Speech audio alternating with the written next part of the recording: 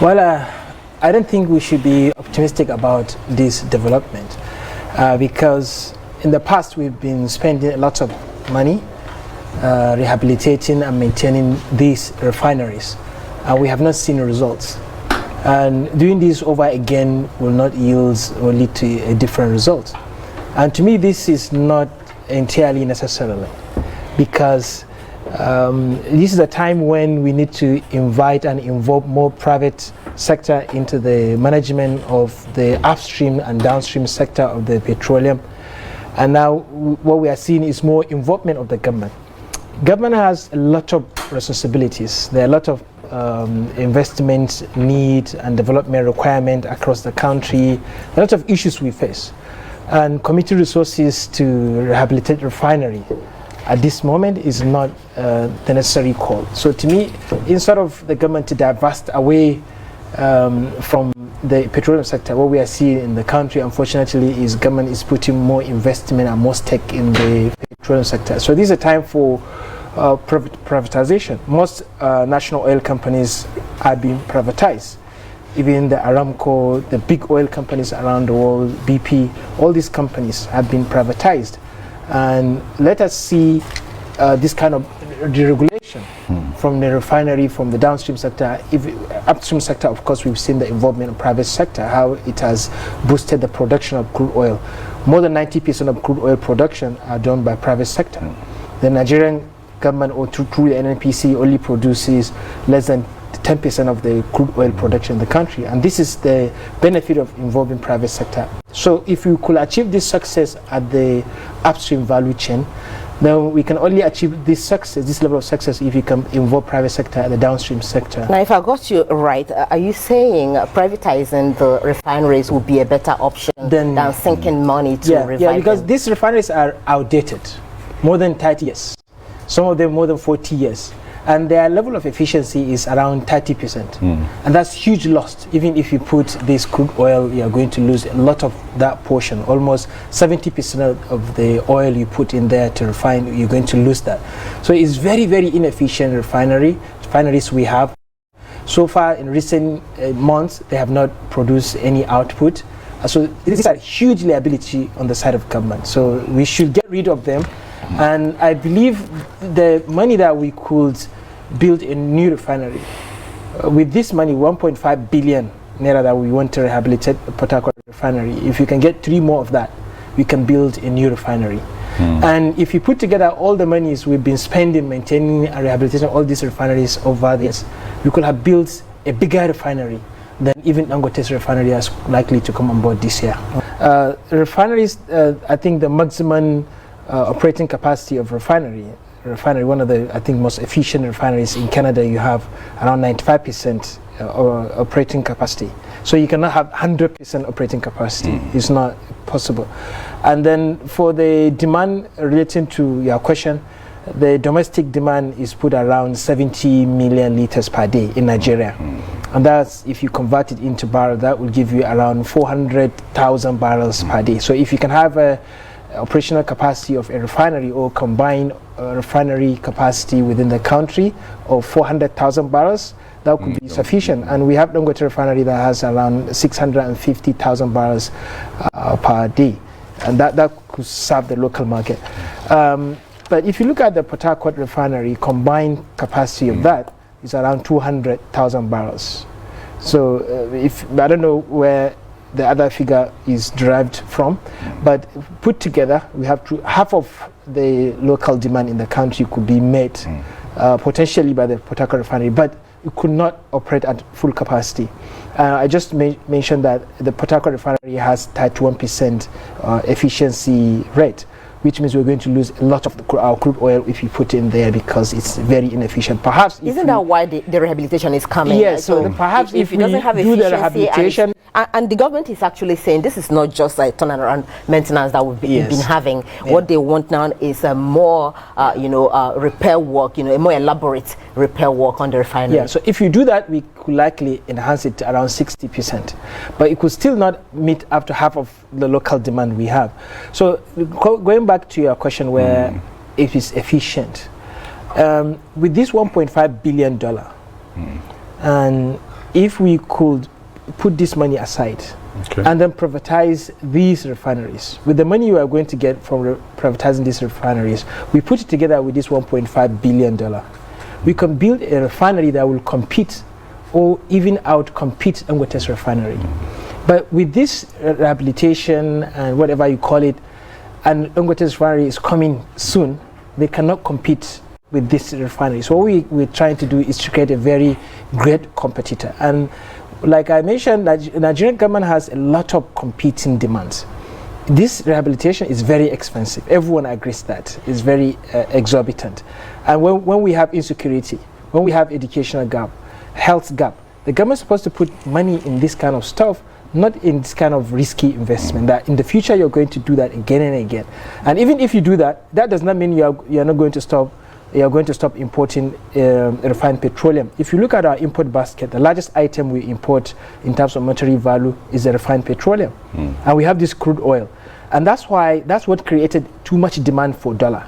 And if you could substitute or replace the demand for imported petroleum, refined petroleum, we are going to see huge reduction in demand for forex, for foreign currency, and that will enhance and appreciate the value of naira, and that will reduce the cost of importation, and that will also help in reducing the inflation in the country. So the quest for local refinery is no doubt is the best thing and the only thing we should do as a country to serve the economy entirely. But how to go about it even if we do this one, do the Port Harcourt refinery, we are still going to import refined petroleum.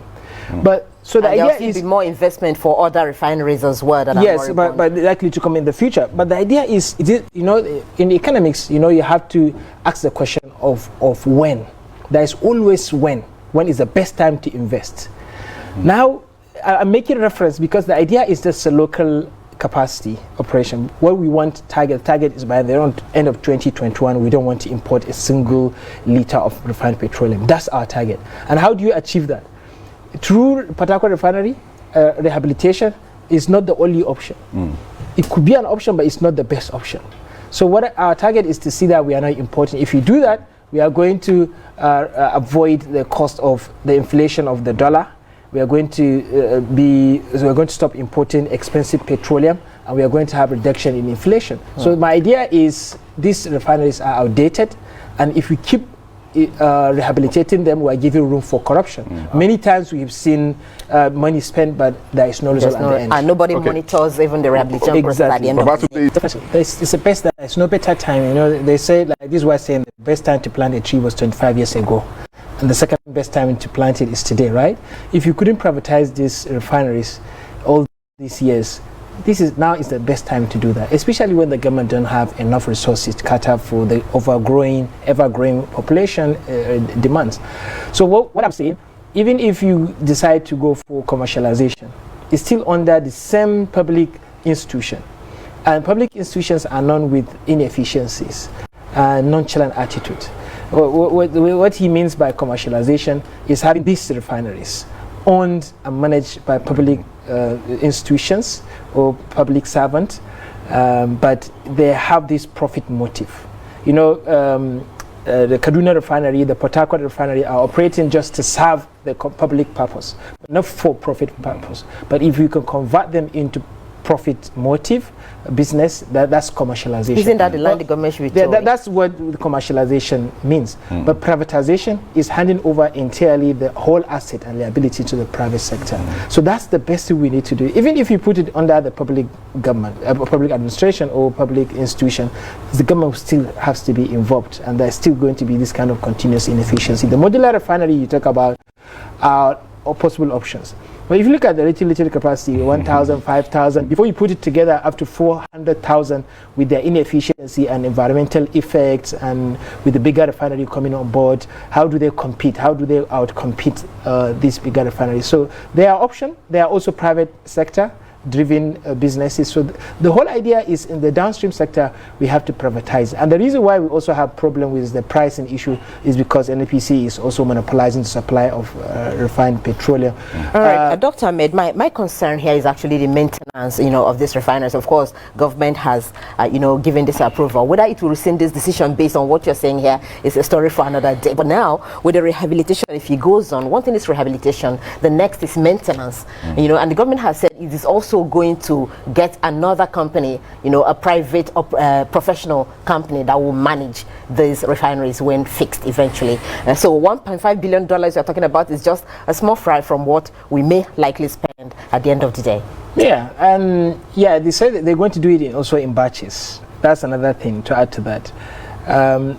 You may start this project, you want to start this rehabilitation, it's going to be in maybe 3 years' time. And in 3 years' time, are you going to finish to the end? Sometimes you see government spending money starting a project, but midway they don't have enough resources and they stop, so they've wasted the resources. So apart from just rehabilitation, I think the subsequent maintenance is huge cost, especially these are outdated refineries, and the reason why they picked I think the Port Harcourt refinery is because of its size and its proximity to source of the crude oil. And even if we do this, we're able to complete it in the next 3 years. In the next 3 years, we already have Dangote refinery that could efficiently produce cheaper refined petroleum.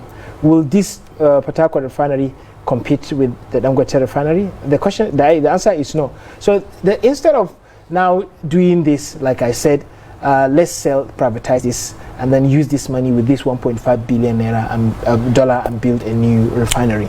But the question is, it's not about their malice or malicious intention. I think it's about their expertise. When you appoint people that are not equipped and knowledgeable enough, who are not professionals in the sector, you are bound to have this kind of inconsistency. In the entire petroleum downstream sector, you could observe a lot of inconsistency in terms of the pricing policy, in terms of subsidy, in terms of whether to commercialize. We had an announcement that NNPC is going to be commercialized in the new PIB, and now we are seeing NNPC still reinvesting a lot of money, a lot of inconsistency. So that's what happens when you have a lot of nepotism and personal interest when it comes to appointment of people into positions. And you ask yourself then, who is the Minister of Petroleum? The Minister of Petroleum, the President himself. And I know, to the best of my knowledge, the President was not a professional in the petroleum sector. But he was a petroleum minister under the military. Yes, yes. He came in with a lot of experience. Yeah, that's what I want to add.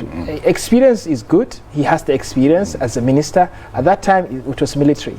Military, you know, they just appoint you whether you know anything or you don't know anything about whatever. But he has some relative experience of what happened in 1980s as a minister of petroleum. But we are talking about 2021. A lot of opportunities, development has come on board, and we need your active and young people that could be put in that place that know about the current issues, new developments and policies. And the reason why I say agility is very important, because the petroleum sector is one of the most sensitive and complex sector we have in the country. So it requires someone that could put his own eyes or her own eyes on this issue and continuously, persistently. You may have Minister of State that could be saddled with his responsibility, but he may not have the full power to do that. And understand we also have the public structures, the bureaucratic structure of NNPC and all these people. But it requires active leadership and visionary leadership. And that's what we are lacking. And that's why we say for us to fix all these problems, it has to start from the leadership. And this is the best time we need to change that. If we cannot do it now, it's going to have repercussion in the future.